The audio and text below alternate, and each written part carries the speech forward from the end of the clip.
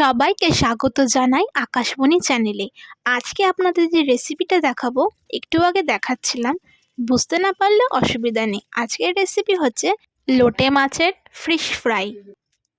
লোটে মাছের fish fry বানানোর জন্য আমরা মাছগুলোর থেকে কাঁটাটাকে আলাদা করে রেখেছি।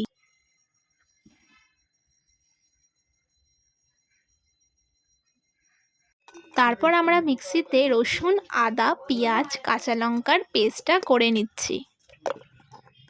আমরা মাছগুলো ভালো করে ধুয়ে রেখেছি।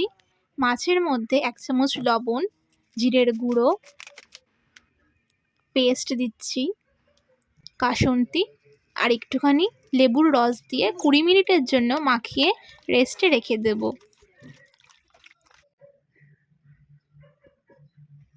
এবার একটা থালায় পরিমাণ মতন অল্প ময়দা, অল্প কর্নফ্লাওয়ার, লঙ্কার গুঁড়ো, গোলমরিচের গুঁড়ো, জিরের গুঁড়ো সব কিছু দিয়ে ভালো করে মিশিয়ে নিয়ে আরেকটা থালায় একই জিনিস একটু ঢেলে নিয়ে তার মধ্যে 2টো ডিম এবং লবণ দিয়ে একটু জল দিয়ে ব্যাটারটাকে রেডি করে নেবেন।